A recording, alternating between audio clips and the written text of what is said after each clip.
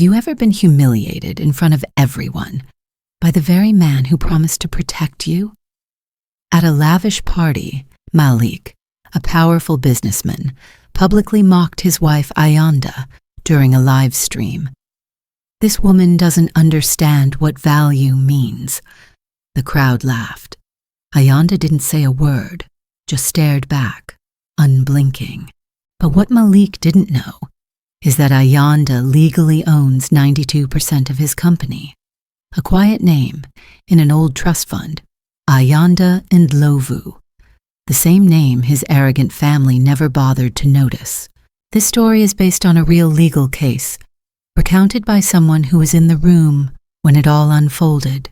In the next 60 seconds, you'll witness how an invisible wife flipped an entire boardroom in 1 minute, a toxic family crumbling under the weight of their own arrogance, and how Ayanda turned betrayal into a legacy for generations. Ayanda Ndlovu, betrayed by her husband, backstabbed by her best friend, chose silence as her weapon. She didn't scream. She walked into that meeting with one file and walked out with an empire. If you've ever been underestimated, don't scroll. Sometimes the real power belongs to the one who doesn't need to prove anything at all. The champagne in Malik Adeyemi's glass caught the chandelier's shimmer like a shard of gold in a sea of crystal. Behind him, the orchestra slid into a silken jazz rendition of Autumn in Lagos, but the crowd wasn't listening. All eyes were on the man with the microphone, the man whose face was plastered on every business magazine this side of the continent. He raised his flute with theatrical poise. Tonight, his voice reverberated through the ballroom and into the live stream mic clipped to his tuxedo lapel, is not just a celebration of family. Tonight, we speak to the world. The applause that followed was polite, measured, as though guests weren't sure if they were clapping for a birthday, a merger, or the beginning of something far more calculated. Ayanda stood a few steps behind him, dressed in midnight blue silk that kissed the floor with every shift of her weight. The dress had been chosen weeks ago, back when the invitation read, "Intimate Family Gala," before the press arrived, before the lights, before the live stream. She didn't blink when Malik slid his free hand behind Zola's back. Zola, radiant in burnt copper sequins, tilted her head just so, the practiced gleam of her teeth matching the cold smile in her eyes. "To partners," Malik declared, drawing her in, "to the ones who make us brave." There it was, a pause in the music, a ripple of surprise across the room. Someone whispered Ayanda's name, then quickly turned away. Even the servers faltered, unsure whether to refill glasses or retreat into the shadows. Malik didn't stop. "And tonight," he continued, as if reading a press release instead of speaking from the heart, "I am proud to announce the launch of the Future Hearts Foundation, an initiative devoted to global education, funded by Adeyemi Global and grounded in the values of our legacy."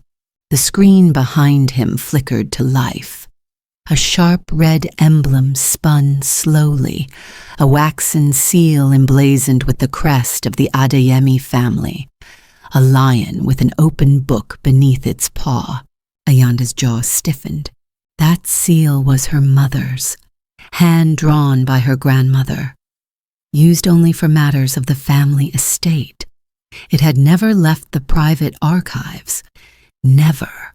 Until now.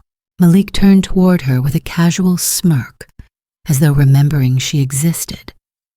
"After all," he added, "what is heritage, if not the courage to evolve?" The crowd chuckled nervously. The music resumed. The cameras moved on. Ayanda didn't. Her fingers curled around the stem of her untouched glass.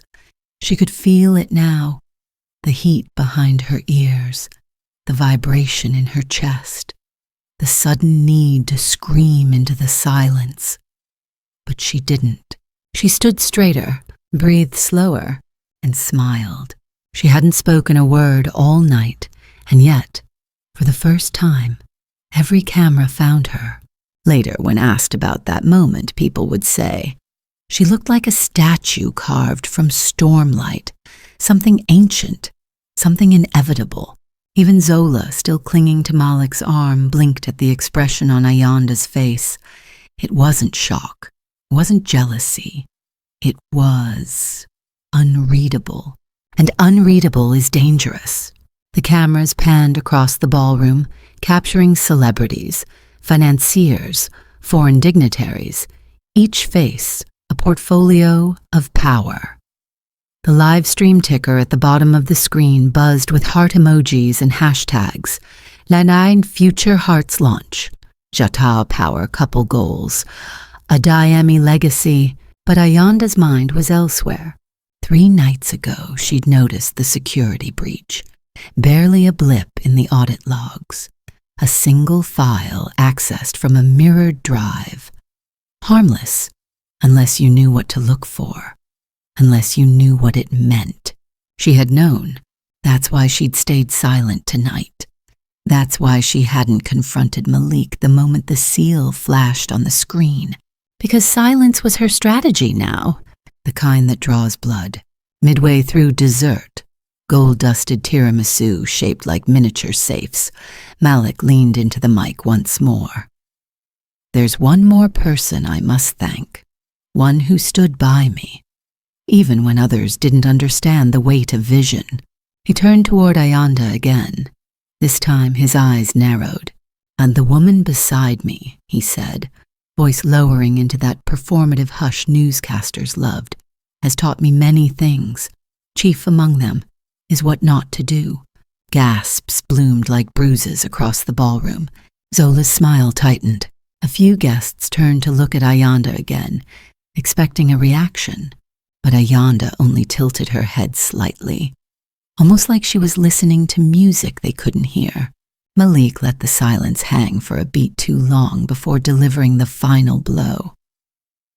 Because real value, he said, each syllable polished like a dagger, is never found in comfort. It's forged in sacrifice.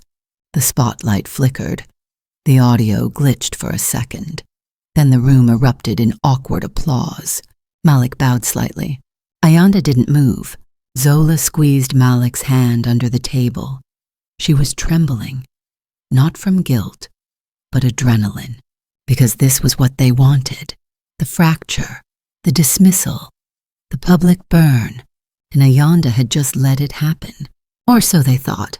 As the last notes of the string quartet faded and the crowd shuffled toward valet claims and gift bags, Ayanda remained by the marble railing of the second-floor balcony.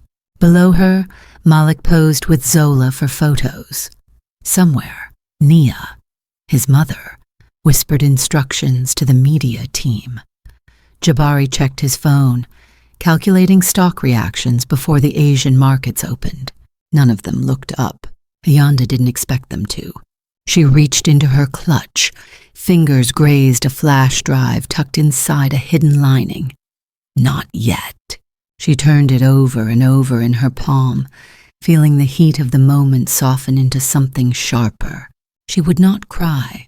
She would not scream. She would not speak, because silence, wielded correctly, was not absence. It was precision.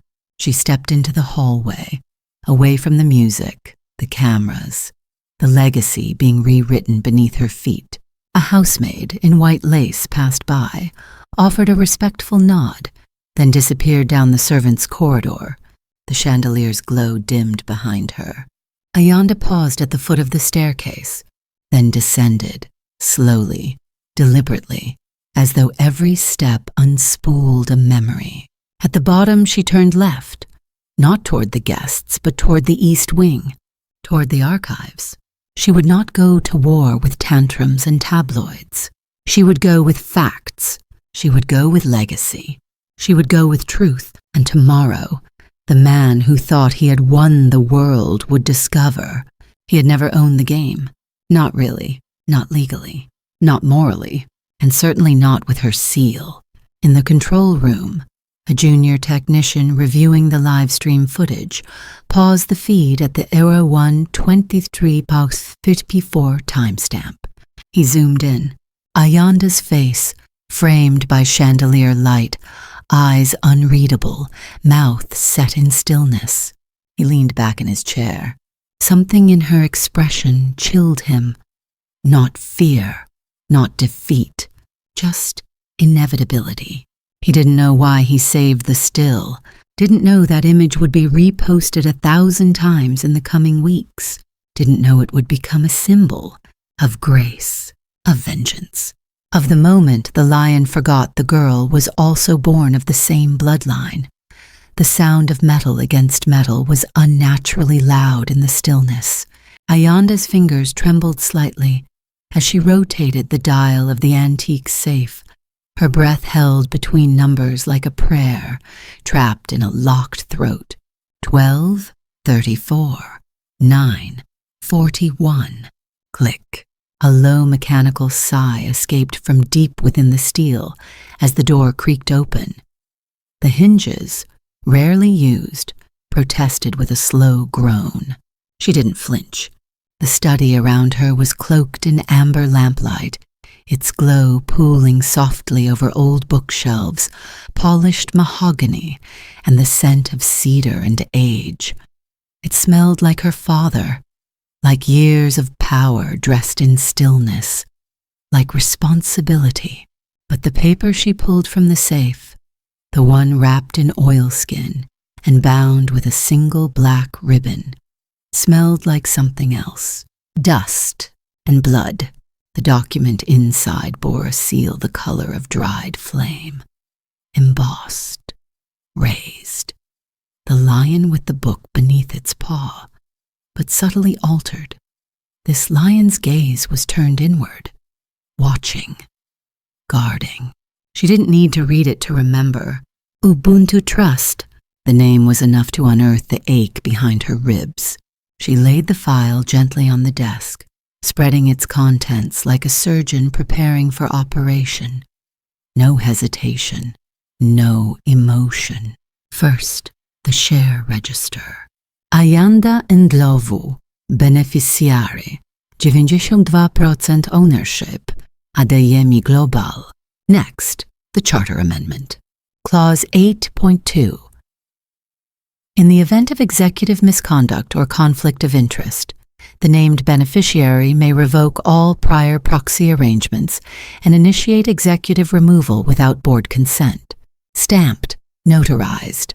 Then, the annex, witnessed and signed by Okonjo and Partners, independent legal counsel. And finally, the envelope she had never opened. It bore no address, no name, just her mother's handwriting, slanted and fierce, with a single sentence. If they try to take what is yours, don't fight. Reveal. Her throat tightened. She sat down slowly. Even now, in this quiet room with no one watching, she did not allow herself tears. Instead, she reached for a pen. The moment the nib touched the signature line, something shifted in the air. Not the wind, not the lamp. Something deeper. She signed her name, Ayanda Ndlovu, not Adeyemi. Never again.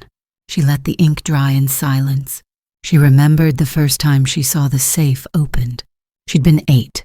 Her father had left the door ajar, thinking she was asleep, but she'd crept into the study barefoot, heart pounding like thunder beneath her nightgown. Inside that steel vault weren't jewels or cash, only paper and wax. But the way he'd handled those pages, as if they breathed, she'd never forgotten. Years later, she understood. Power didn't always roar. Sometimes it waited. The door creaked behind her. Ayanda turned instinctively, but no one stood there. Only the faint echo of footsteps in the corridor, too light to belong to staff, too slow to belong to Malik. She pressed the folder closed, her hand lingering on the red seal. The wax caught the light like a sleeping ember. She placed the document in the double-lined briefcase she'd once used for her doctoral defense, then slid the case under the sofa, just as the doorknob turned. Zola, of course, wearing her concern like perfume, soft, sweet, manufactured. "I brought you ginger tea," she said, voice low, eyes scanning the room. Ayanda nodded toward the tray. "Thank you." Zola placed it on the side table, her gaze not quite meeting hers. "You left the ballroom early. Everything okay?" Ayanda smiled, the kind of smile that says, "I know." Zola flinched, just slightly. "I needed quiet," Ayanda said softly, then sipped the tea. It was too sweet. "I understand," Zola replied, but her eyes betrayed her. They were darting. One glance to the desk, one to the floor. Too fast. Ayanda stood. "Let me grab a shawl. It's gotten chilly." She walked toward the wardrobe at the corner. Zola followed her with her eyes. Then, casually, as if stretching, leaned slightly toward the desk. Saw the faint outline of something once there. Her breath hitched. She didn't know if Ayanda saw it, but she did. From the mirror's reflection, the briefest flash of greed, the quickest smirk, then gone, like a predator tasting wind. Ayanda returned with the shawl, draped it across her shoulders. Zola straightened. "You're stronger than people give you credit for," Zola said. "I mean it." Ayanda nodded. "I know." Zola lingered. "If you ever need someone to talk to, I'll remember." That was dismissal. Zola's smile faltered. She turned to leave, and as the door clicked shut behind her, Ayanda heard the sound of fabric brushing against metal. A phone, a message sent. She stared at the door. Zola had seen enough to plant doubt, but not enough to know. Yet, the night deepened. Outside, fog began to creep along the Adeyemi estate like a slow hunger. The security lights glowed diffused halos, bending through the mist. Even the trees looked like they were listening. Ayanda sat cross-legged on the floor now, her back to the couch, the briefcase resting beside her. The silence didn't soothe, it sharpened. She unzipped the inner lining and pulled out the final page she hadn't yet dared to touch, the legal clause. Addendum. 4C. In the event of slander, breach of ethical code, or unauthorized misuse of family emblem for personal gain, immediate revocation of all leadership titles is permitted under Clause 2.1. She hadn't known this clause existed. Her fingers hovered above the paper. It had been written in 2011. Her father had foreseen this. He had known Malik might grow teeth. She exhaled. Then, from the inner pocket of her coat, she removed the security token linked to her verification account, inserted it into the tablet. It blinked. Authorization required. She scanned her retina. The screen lit green. The document glowed into life digitally, mirroring the physical original beside her. She tapped, "Revoke CEO proxy authorization, pending disclosure." It didn't send, not yet. She hovered over the final command. One more thing, the voice recording. Her hand moved to her necklace, a tiny flash drive embedded in the pendant. A whisper from her mother's will, recorded years ago. "I do not give you rage, I give you roots. The seal is not for revenge, it's for remembering who you are." Ayanda pressed her forehead to her knees, and for the first time that night, she allowed herself to grieve, not loudly, not for the cameras, just enough to remind herself this wasn't ambition. This wasn't pride. This was home. This was hers, and it had been taken, but not for long. Upstairs, in Malik's private quarters, the television played the ballroom footage on repeat. He didn't watch the speeches. He watched Ayanda, paused at the moment her eyes met the camera. He zoomed in. Still no fear, just silence. That silence terrified him more than screaming. He reached for his phone. A message blinked from Zola. "She has something with the seal. Not sure what."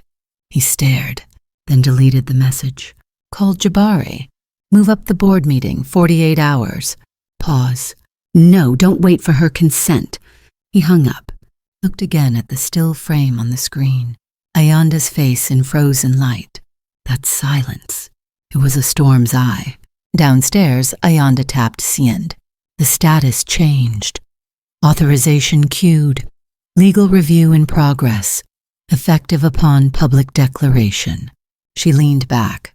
A storm was coming, but it would not be hers to fear, only to finish. The teacup clinked against the saucer a little too sharply. Zola's smile didn't break, but her eyes flicked once, toward the coffee table, toward the folder that wasn't there anymore, then back to Ayanda's face, searching, gauging. Ayanda returned the gaze with the calm precision of someone who had already done the math. Neither of them blinked. I added ginger and honey, Zola said. It helps soothe tension. You've been carrying a lot, haven't you? Ayanda accepted the cup. It was warm, but not steaming. Zola had waited outside, had timed this entrance carefully. Like everything else. I'm fine, Ayanda murmured. Zola didn't respond right away. She just nodded, then glanced around the room as though memorizing its edges. There was a quiet hunger to her movements, restrained but palpable. She picked up a throw pillow and adjusted it slightly, moved a magazine half an inch left. She was performing comfort, but the performance was rehearsed. She wasn't here for tea. She was here for proof. You didn't come down for breakfast, Zola said, settling into the armchair across from her. Malik's been vocal. Ayanda's brow didn't move. I'm sure he has. Zola exhaled through her nose. I just worry about you, that's all. The tea was too sweet again. Ayanda set the cup down. He used the seal, she said. Zola looked up, feigning confusion. The family seal, Ayanda continued, without consent. Zola shifted. Maybe it was a design team error. You know how rushed these launches are. Do I? There it was, the slip. Zola paused. Her fingers drummed against the armrest, light but fast. People misunderstand intentions all the time, she said carefully, especially when they feel excluded. Ayanda tilted her head. Do you feel excluded, Zola? A beat, then a smile, wide and white. Never. I've always believed in your strength. Even back in school, remember? You were always the sharpest one in the room. I used to say, watch Ayanda. She's going places. Ayanda stood slowly, walked to the window. The fog outside had lifted, but a strange stillness hung in the garden. Even the birds were quiet. Below, a gardener moved methodically through the hedges, trimming invisible imperfections. I think Malik is preparing something, Zola said behind her. A new round of restructuring. He's calling in favors, trying to isolate variables. You mean people? Zola hesitated. Yes. Ayanda turned to face her. You're not a variable, Zola. You're a vector. Zola blinked. A what? Ayanda walked back to the table, picked up the teacup again. Vectors carry things, often without realizing it. Messages, motives, disease. Zola's mouth opened, then closed, and then she laughed. High, light, shallow. You always did love your metaphors, she said, standing. She smoothed her blouse, her movements a little too brisk now. Well, she added, voice pitched brighter than before, if you need anything at all, you know where I am. Ayanda nodded once. Zola left, her perfume trailing behind like a fading lie. The door clicked shut. The house exhaled. 2 minutes later, in the privacy of the east garden, Zola tapped her phone. She didn't call. She typed, She's alone. The docs are real. I saw the seal. But she's bluffing. She won't go public. Send. She looked up at the glass windows of the house, at the study where Ayanda had sat so still. so composed. There was a tightness in her chest she didn't like. It felt like regret, but sharper. She pressed her palm to her sternum, then turned away. Ayanda remained by the window long after Zola had gone. She didn't need to check her phone to know the message had been sent. The entire visit had been scripted for that. But what Zola didn't know, what Malik didn't know, was that the original documents were no longer in the house. She'd moved them. 3 locations, 3 formats, 3 continents. Let them scramble. Let them panic. That was the plan. But what Ayanda hadn't expected, what lodged now behind her ribs like a splinter, was the weight of Zola's betrayal. It shouldn't have hurt, but it did, because once Zola had braided her hair the night before Ayanda's mother's funeral. Once they had danced barefoot in college corridors after finals. Once they had sworn to each other that no man would ever come between them. But that was before power became currency, before legacy became weapon, before Malik taught Zola how to smile with her teeth while stealing air from your lungs. That night, Ayanda returned to the study. The lamplight was dimmer now. Or maybe her eyes were more tired. She sat cross-legged again on the floor, the briefcase beside her like a sleeping dog. She opened it, not for the documents, but for the memory. Tucked into the lining was an old photo, faded, edges curled, her and Zola at 17, faces bare, smiles honest. She stared at it, then flipped it over. Her own handwriting scrawled on the back. To build, we must never break each other. She pressed her thumb over the ink. A knock interrupted the silence. She looked up sharply. Not the front door. The side panel near the servant wing.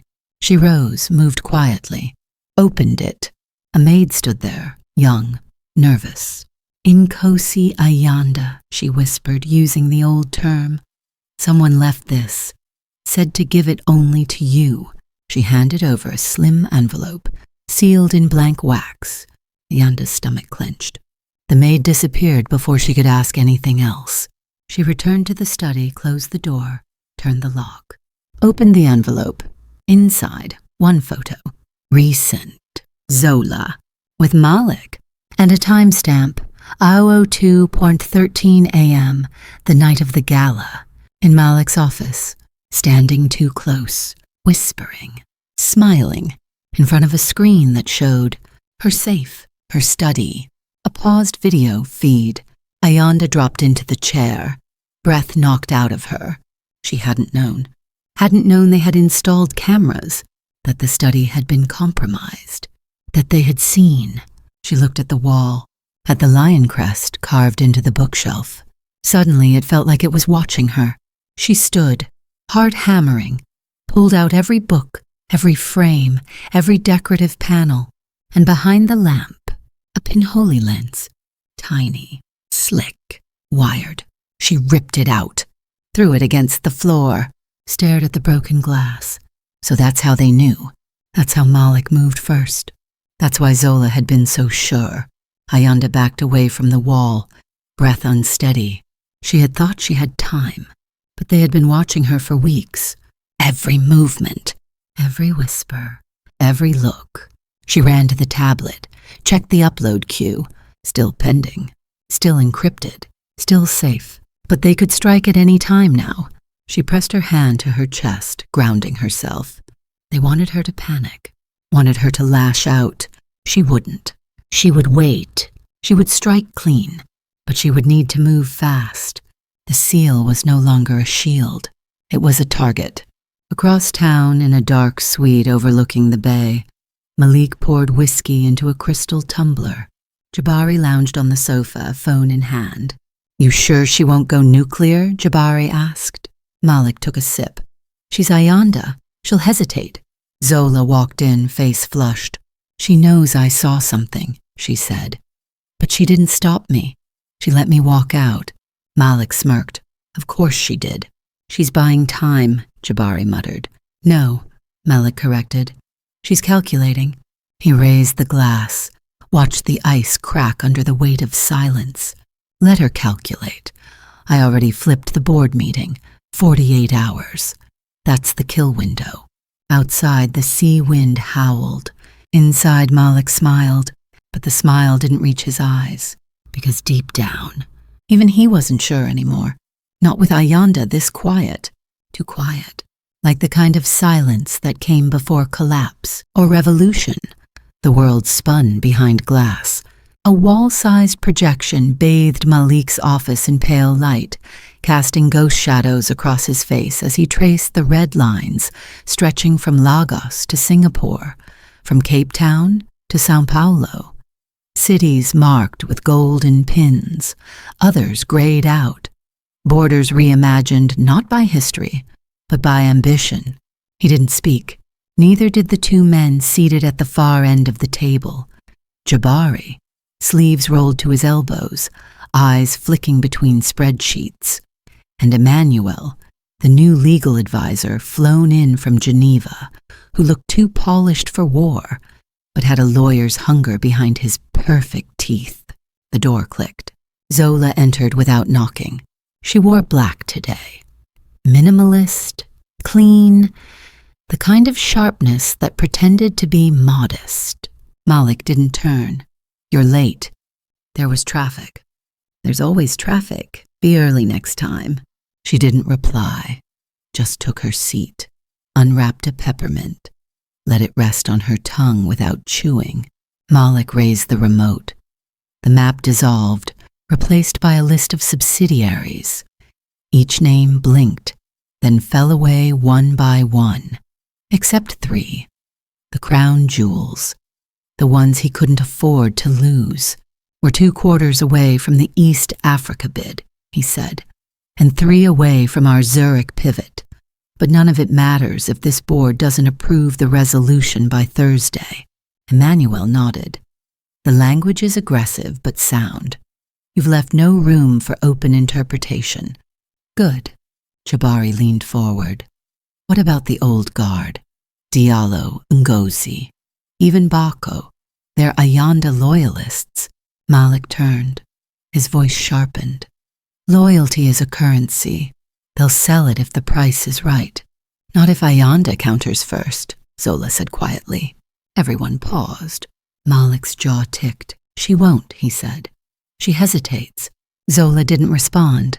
Jabari cut in. What if she doesn't this time? Malik tapped the screen. A new slide appeared. A manila folder icon. Inside, slides, projections, strategy briefs, and emotion. Title, Resolution 48. Immediate M&A consolidation and proxy expansion. Under it, in fine print, failure to approve constitutes forfeit of executive protection clauses. Jabari whistled low. That's a kill shot. Malik nodded. She speaks ethics, we speak leverage. Emmanuel added, just ensure your internal counsel doesn't flinch when she plays martyr. She's not a martyr, Malik muttered. Zola's voice was barely audible. No, she's a mirror. Malik looked at her. Long, hard. She looked away. The Adeyemi estate was silent that morning, but the silence wasn't calm. It was tense, ready. Ayanda stood in front of the same mirror her mother once used to pin orchids in her hair. Now, Ayanda pinned back her own braids, hands steady, movements unhurried. The suit she chose was charcoal, tailored. The lapels carried no designer logo, but the stitching bore her grandmother's initials, sewn by hand. On her wrist, a leather band. No jewelry, no ring. She hadn't worn Malik's name in months, but today, the absence felt like armor. She placed one final document in her briefcase, not the originals, but enough. A scan, a certification, a timestamp, and a seal. Still red, still raised, still hers. She zipped the case shut. In the hallway, she passed by the family portrait. Malik in front, hand on her shoulder. Zola to his left. Jabari barely visible. Ayanda's own face turned slightly away even then. She didn't look up. The driver waited by the car, engine running. As he opened the door, he hesitated. "Nkosi Ayanda," he said quietly. "I hope you win." She gave a soft nod. Didn't smile. Didn't speak. She didn't have to. The boardroom on the top floor of Adeyemi Global was all glass and chrome, built to impress foreign investors and intimidate local regulators. But today, the light was dimmed. A storm moved in fast, its clouds bruised and heavy, pressing against the skyline like a warning. Inside, the table was set. Nameplates gleamed. Water glasses untouched. Malik stood at the head, hands clasped behind his back. "We begin in 7 minutes," he said. Zola adjusted her notes. Jabari scrolled through a text from an anonymous number. Diallo entered first, then Ngozi, then Bako, then 2 new faces from finance, eyes alert. One chair remained empty. Malik checked his watch. Late. But the word had barely left his mouth when the elevator chimed. Ayanda walked in. No entourage, no fanfare, only a briefcase and silence. She took her seat. Did not greet Malik. Did not greet Zola. Only nodded once toward Diallo, then waited. Malik began the presentation. He spoke of market conditions, strategic pivots, ethical acquisitions, long-term sustainability. His voice was smooth, polished, charismatic, the kind that made journalists nod and write headlines before verifying facts. The map reappeared behind him. The gold pins gleamed again. But Ayanda wasn't watching the screen. She was watching the faces. Jabari, impatient. Ngozi, guarded. Zola, too still. Bako, sweating. Diallo, waiting. She folded her hands. When Malik finished, the room remained quiet for a moment, too long. Then came the question. Are there legal protections for minority holders post-consolidation? Ngozi asked. Emmanuel leaned forward. All terms are within ethical compliance. Paragraph 7 addresses concerns. And if the proxy is challenged, Diallo added. Malik smiled. There's nothing to challenge. Zola interjected. We've anticipated resistance, but this is the path forward. Clean, scalable, modern. Ayanda stood. The room turned. I disagree. Her voice was calm, controlled. Not raised, but full. On what grounds? Malik asked, leaning back. Ayanda opened the briefcase, removed the file, laid it on the table, and slid it forward. The seal stared back at them like a wound. Diallo's eyes widened. Ngozi inhaled sharply. Jabari sat upright. Malik froze. Ubuntu Trust, Bako whispered. Ayanda nodded. The original estate documents. Independent certification. Legal authority. Emmanuel reached for the file. This isn't the venue. Ayanda raised a hand. I am not presenting it for debate. I'm placing it on record. She tapped the seal. Once. This proves primary beneficiary status, 92% stake, with full rights of executive override in cases of misuse. Zola stood too fast. You're bluffing. Am I? The silence thickened. Malik's lips parted.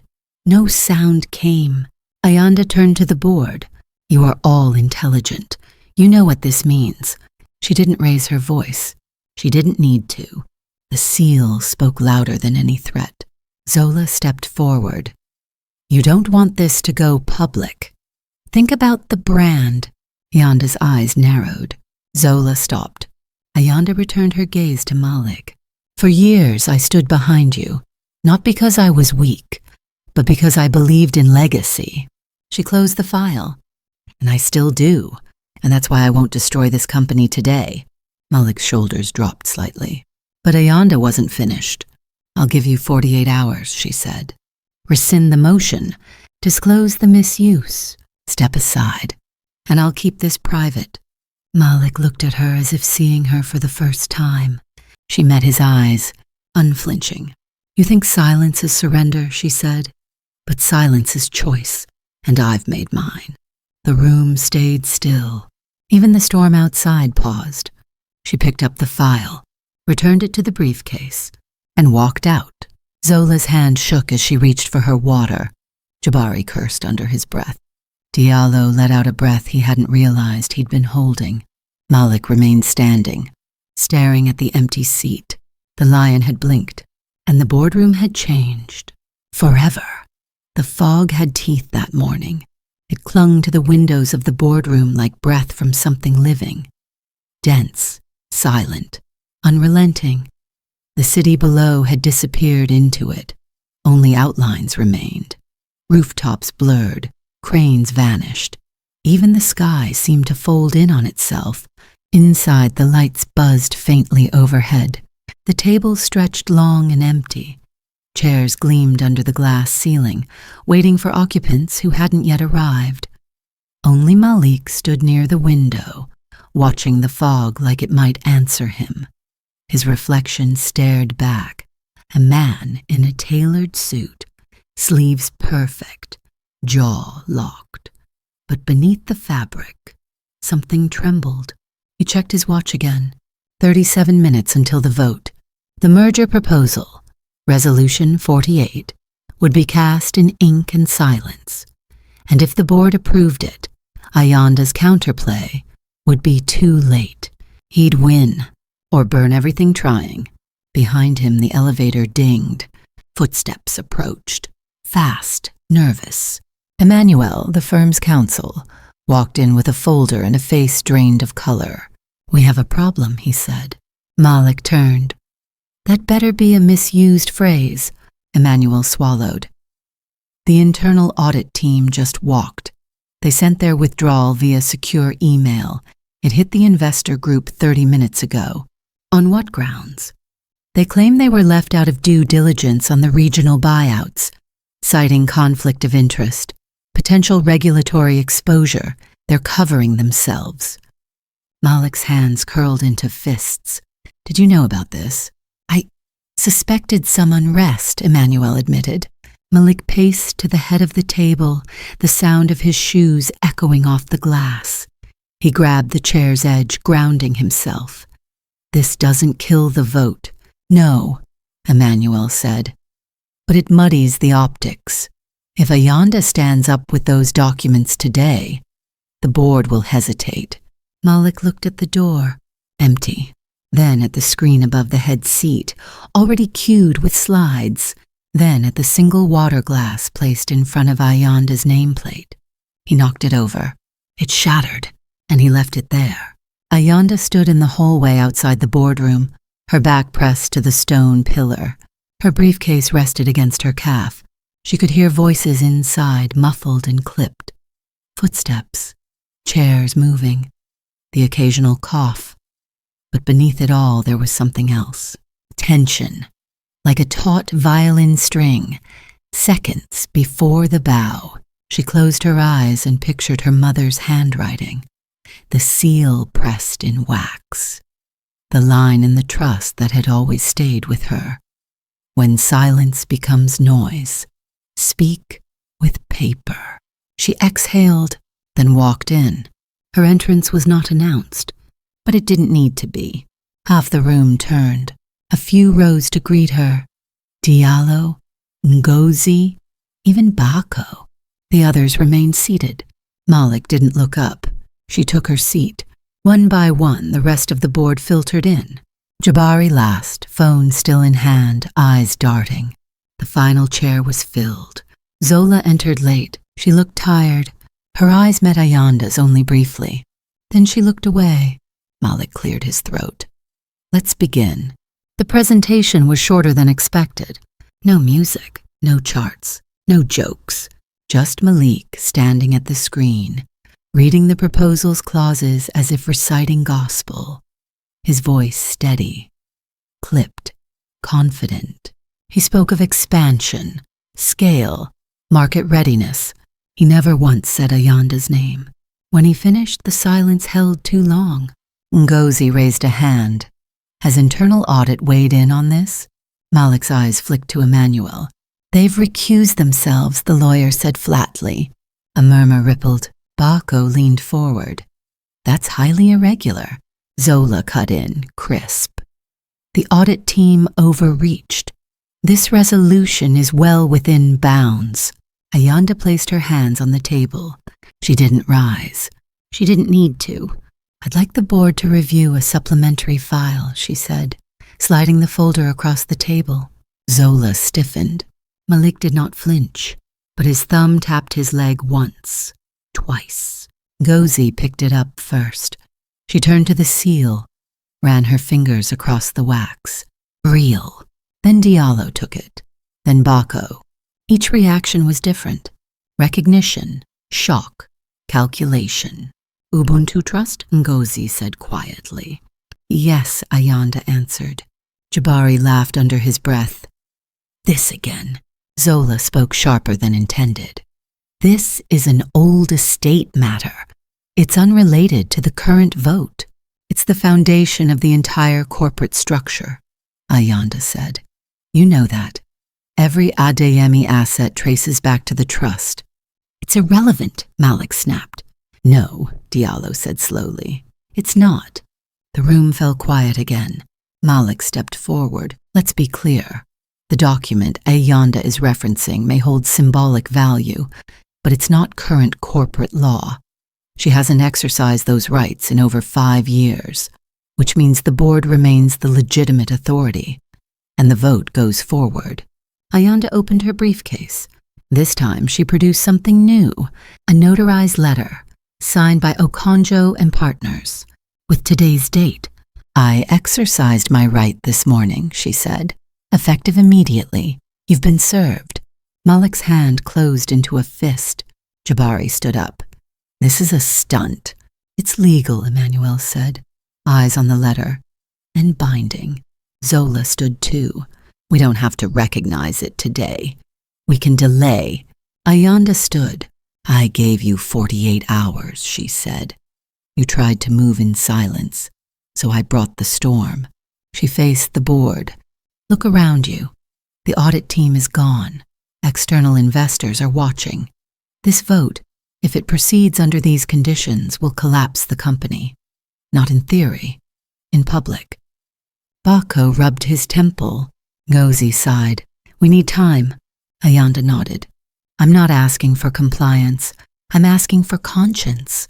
She picked up her briefcase, turned toward the door, and paused. Whatever happens next, she said, make sure it's something you can explain to your children one day.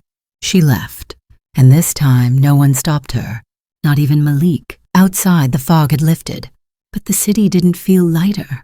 In the parking garage, Ayanda sat behind the wheel for a long time. She didn't start the engine. She watched people exit the building, one by one, pieces of a machine she'd once helped build, now turning without her. Her phone buzzed. Message from Ngozi. We're tabling the vote, for now. Another from Diallo. Some of us are with you, not all.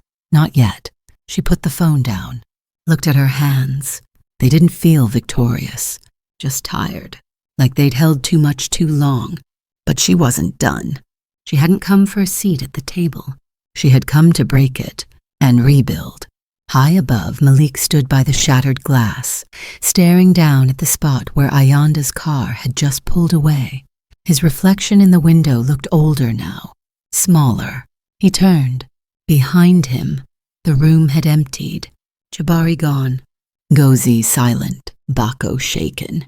Zola lingered. She walked up beside him, said nothing. Malik finally spoke. She just killed the vote. Zola watched the skyline. She gave you a chance. He looked at her. You warned me. She didn't respond. He reached into his jacket, pulled out the original trust copy she had photographed weeks ago. Burned edges, crumpled spine. Should have destroyed it when I had the chance. Zola turned to him. No, she said. You should have read it. The door slammed. Not loud, but final. The kind of slam that made people stop mid-sentence. The kind that said no more whispers. Ayanda stepped inside the boardroom and did not wait to be acknowledged. She placed the thick file on the center of the table like a verdict, not an exhibit. Outside, thunder rumbled, distant, low, but steady. Inside, you could hear the breath tighten in people's throats. She didn't sit, not yet. Every chair was filled. Ngozi with her tablet, Diallo adjusting his cufflinks, Bako writing something on the edge of his notebook, a nervous tick he never shook, Jabari whispering to someone on his left, Zola immaculately composed, her hand folded over her phone, not checking it, but waiting for it to buzz, and Malik at the head of the table, arms crossed, lips pursed, eyes unreadable, but his thumb tapped once against the glass, the same gesture he made at every crisis, one that used to mean control. Now, it meant he'd run out of it. Ayanda spoke without raising her voice. I'm requesting independent legal counsel be present before any further discussion takes place. No one moved. I've already contacted Okonjo and partners. They're in the lobby. So is a representative from the custodial bank. Zola's lips parted. You're calling legal representation against your own family? This is not about family, Ayanda said. This is about governance. She looked directly at Malik. And you made it that the moment you used the seal without permission. Jabari muttered. This is absurd. No, Jabari, Ayanda said. What's absurd is that you thought no one would notice when you changed the voting agenda, without board approval. Ngozi's eyes sharpened. Zola looked at Malik. He didn't look back. Let them in, Diallo said. Malik didn't respond. Ngozi repeated it, this time louder. Let them in. A security guard outside the door opened it. Two figures stepped in. One man, tall, wearing glasses and a calm expression. Advocate Madhu, Okonjo, and partners. The other, a woman in gray, carrying a briefcase with a chain code tag. Ayanda gestured for them to approach. Madhu placed two identical copies of a document on the table. Then he spoke. This is a verified disclosure of ownership. As of 9:43 a.m. this morning, Ms. Ayanda Ndlovu has reactivated her full beneficiary rights under the Ubuntu Trust, including a controlling interest in Adeyemi Global Holdings. He paused. The rights include revocation of executive proxy, review of financial proceedings, and, if deemed necessary, removal of current leadership. Zola exhaled, quick, shallow. Bako leaned back in his chair like someone just loosened a noose he didn't realize was there. Malik didn't move, not even his thumb. Ayanda opened the briefcase and slid out a smaller, separate folder. The red seal caught the light. Not wax this time. Metallic, embedded, digital verifiable. She opened the folder to the signature page. Her mother's handwriting was still there, next to her own, and now, below that, Okonjo's latest certification. Malik finally spoke. You think this will scare me? No, Ayanda replied. I think it will reveal you, Madhu continued. This declaration also requests that the board delay any pending votes until an internal compliance review is completed. Any further movement on Resolution 48 would constitute breach of fiduciary duty. Ngozi nodded. That's binding. Bako whispered something to Diallo. Diallo didn't whisper back. Zola stood. We can't run this company on fear. Ayanda didn't flinch. She looked at Zola, then at Jabari, then back at Malik.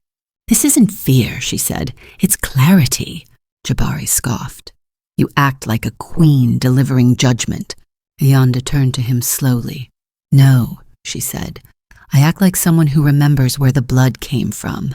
Silence. Even the thunder waited. Malik pushed back from the table and stood. You think this is over? Ayanda blinked. It hasn't even started. He stepped forward, voice low. You think dragging in lawyers and contracts will erase what I've built? I don't want to erase it, she said. I want to restore it. He laughed, sharp, joyless. You were always naive, and you, she said, were always afraid someone smarter would remember the rules you buried. Zola sat down again. Malik's laugh died. Madhu handed a copy of the declaration to each board member. "I'd like to propose a motion," Ayanda said. "Effective immediately, we begin internal audit review of all transactions over the last 6 quarters. Effective immediately," she repeated. "I request the board to freeze discretionary executive powers until the audit completes." And effective immediately, her voice hardened. "I revoke the delegated authority that allowed Mr. Adeyemi to act as interim CEO. Zola stood again. "You can't." Madhu turned. "She can, and she has." Ngozi raised a hand. "I second the motion." Diallo nodded. "I support it." Bako hesitated, then nodded. Jabari stood. "This is madness." Madhu looked at Malik. "You may remain as a board member until further notice, pending the outcome of the audit, but you are no longer acting CEO." Malik didn't argue. He didn't speak. He sat down slowly, eyes locked on the red seal, now stamped across a document with his name listed second. Not first. Ayanda collected her folder, closed it gently. She looked around the room. Zola's shoulders had collapsed by 2 inches. Jabari looked ready to punch something. Ngozi looked proud. Bako looked exhausted. And Malik looked like a man who just realized the ceiling above him was never stone. It was glass. Ayanda stepped back from the table. "Gentlemen, ladies, I'll be expecting full cooperation during the audit." She turned to leave, stopped at the door. Without turning around, she said, "You taught me to play the game, Malik, but you never checked the board." And then she was gone. The room stayed frozen until the sound of Malik's fist hitting the glass table cracked the air like lightning. But the table did not break. Only his voice did. The sound wasn't thunder. It was Malik's fist slamming against the steel elevator wall, knuckles splitting on impact. The doors closed around him with a mechanical hush. Blood trickled down his palm and into the sleeve of his blazer. He didn't notice. Or maybe he did and didn't care. The silence in the elevator was suffocating. But outside that door, outside that glass box, was worse. He had lost the boardroom. He had lost the vote. He had lost Ayanda. But what gnawed at him wasn't the loss. It was the stillness with which it came. No gloating, no anger, no spectacle. Just the seal, just that calm, controlled voice. He punched the wall again. This time the pain registered. Real. Grounding. The elevator dinged. The doors opened. The executive floor lobby was empty, except for Jabari leaning against the wall, arms crossed, phone in one hand, disillusion in the other. "She buried you," Jabari said flatly. Malik didn't respond. "You didn't even fight her, not properly." Malik kept walking. Jabari followed. "Do you know what this looks like? To investors? To press? You gave up your seat like a schoolboy caught cheating." Malik stopped mid-stride. "Turn slowly. Watch your tone." Jabari smirked. "Don't mistake my realism for disrespect. I'm the last person still speaking to you." A long pause. Then Malik spoke, quiet and dry. "She caught us all sleeping." "No," Jabari said. "She caught you sleeping. I only followed your lead." The hallway seemed longer than usual, the lights dimmer, the marble colder beneath their feet. "You said she'd never use it," Jabari said, his voice rising. "You said the seal was dead, symbolic. You said she wouldn't risk the family name." Malik's jaw twitched. "She didn't risk it," he murmured. "She reclaimed it." Meanwhile, 3 floors down, Ayanda stood before a wall of tinted glass, watching rain streak down the windows like falling ink. Ngozi joined her, quiet. The 2 women said nothing for a moment. Outside, the skyline flickered, half the city still lit, half swallowed by cloud. Then Ngozi spoke. "You really intend to clean it all?" Ayanda didn't turn. "I intend to restore it. That will make you enemies." "I already have enemies." Ngozi nodded slowly. Some of them were your friends. Ayanda's lips curved slightly, not quite a smile. There's no such thing at this level. Ngozi handed her a thin envelope. The internal audit is moving faster than expected. We've traced 3 separate shell companies linked to the Singapore contracts. Ayanda flipped it open. Her eyes moved over names she recognized. One in particular made her pause. Jabari, she said. Ngozi's voice was measured. He's been helping Malik bury funds. We have the timestamps. Board members will be notified. Ayanda closed the envelope. What about Zola? Ngozi hesitated. Nothing concrete, but she signed off on every regional expansion, even when the numbers didn't add up. She's smarter than that, Ayanda said. Which means she knew, or chose not to know. Ayanda turned fully now, her eyes clear, her shoulders straight. Make sure her name is listed as provisional in the next report. I want to see how she moves when she thinks the floor is cracking. Ngozi gave a small nod. Ayanda tucked the envelope beneath her arm and walked away. Zola stood in the ladies' lounge, staring at her reflection under unforgiving fluorescent light. Her lipstick was still perfect, her posture still immaculate, but something behind her eyes had begun to fray. She splashed water on her face, not enough to ruin her makeup, just enough to pretend she felt refreshed. Behind her, a stall door creaked. Empty. The room felt smaller. Her phone buzzed. She grabbed it like oxygen. Message from a restricted number. Get out while you still can. She stared at it. No name, no context, but the chill that climbed her spine knew exactly what it meant. She exited fast, too fast. In the hallway, Bako stood at the coffee station, pouring tea with shaky hands. He looked up as she passed. She didn't greet him. She couldn't, not when she felt the walls closing in. Not when the empire she helped build was being picked apart in real time. In the press office, the announcement was drafted. A single line, effective immediately. Ms. Ayanda Ndlovu assumes interim executive oversight of Adeyemi Global Holdings, pending audit results and structural review. No adjectives, no embellishments, just the truth. Clean and heavy. Ayanda approved it without edits. The seal was added, digitally, not decorative. Then she opened the second document. It was shorter, but sharper, addressed directly to the board. Subject line, immediate suspension of Jabari Adeyemi. She signed it. Hit send. The line had been crossed. The house was no longer divided. It was being evacuated. Jabari saw the email as he stepped into his car. He read it once, twice, then hurled the phone across the leather seats. It cracked against the window. His driver looked straight ahead. Jabari didn't speak the whole ride home, but something inside him broke, and the pieces would not stay quiet. By late afternoon, the building felt different, like it had been scrubbed of something. Not cleaned, emptied. Malik sat alone in his office. No assistants, no phone calls, no text. Only the sound of the rain tapping against the glass like a soft, cruel rhythm. He stared at the family crest above his fireplace. The lion, the book, the seal. All of it meant nothing now.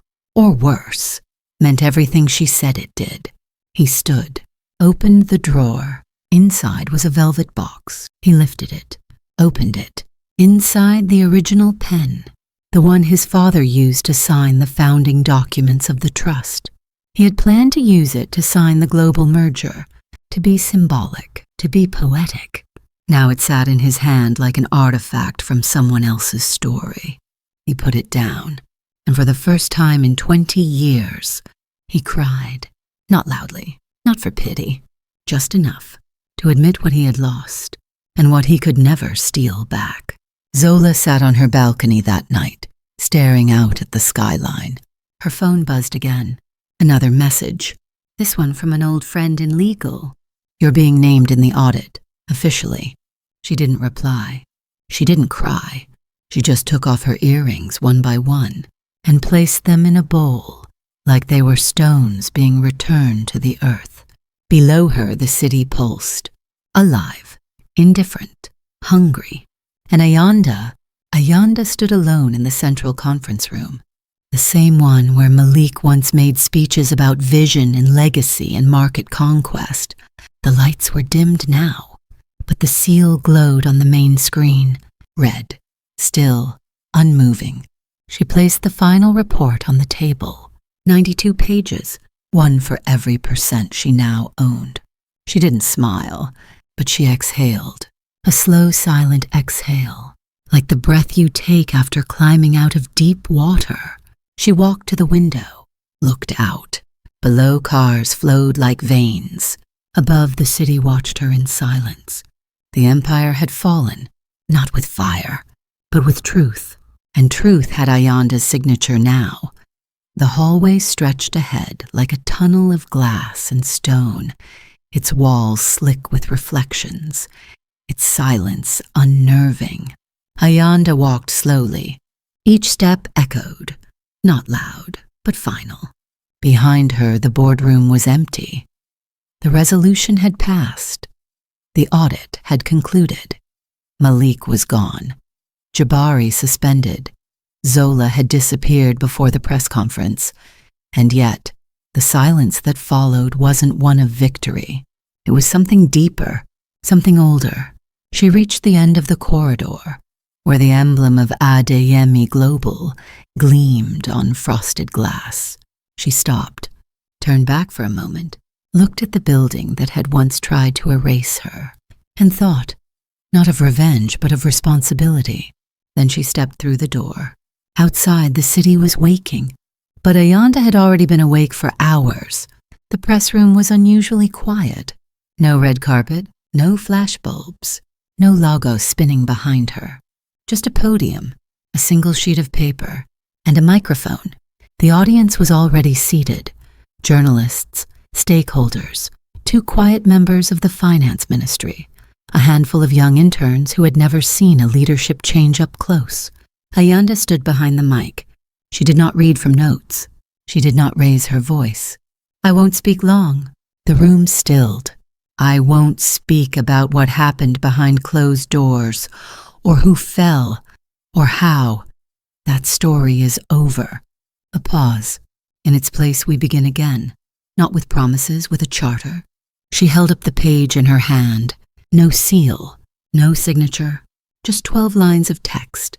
A new code, a new beginning. "This is our ethics and governance charter," she said. "Effective immediately."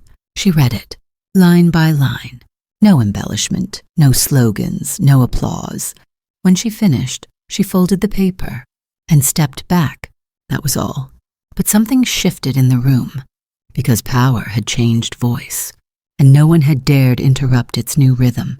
In the hallway afterward, Diallo caught up with her. "You didn't even mention the audit findings." "No need," she said. "They'll ask." "I hope they do." Diallo looked down the hallway. "Malik cleared his office this morning." Ayanda nodded. "I know. Will you press charges?" She didn't answer. Instead, she handed him a sealed envelope. "For the archive," she said. "What is it?" "Proof of restraint." He held it for a second, then tucked it into his coat pocket. She walked on. By noon, the foundation team had gathered. 8 women, 3 men, all from different departments, none from legacy positions. Ayanda stood before them in a modest room on the 22nd floor. No view, just white walls and folding chairs. "I've dissolved the previous philanthropic arm," she said plainly, "the Future Hearts Foundation. It wasn't built with the right heart." They smiled but said nothing. "I'm replacing it with something quieter, something personal." She stepped to the whiteboard, wrote 4 words, Ndlovu Women's Fund. Underneath, she drew a circle. Then 3 words, finance, education, dignity. "This is not branding," she said. "It's restoration." A young intern raised her hand. "Will the Adeyemi name be on it?" "No," Ayanda said. "It will carry my mother's name, and my grandmother's, and the women who raised them." She turned back to the group. You're not being asked to build a charity. You're being asked to rewrite the definition of legacy. They leaned in and listened, because no one had ever said it like that before. Late afternoon, she stood in her mother's old garden. It had been wild once. Now it had been replanted. Quiet herbs, small trees, an avocado sprouting from the old stump where her father once sat to read newspaper columns aloud. She knelt beside the stone path, dug gently, pulled out something small, the first pen her mother had given her, rusting, faintly blue, the cap long lost.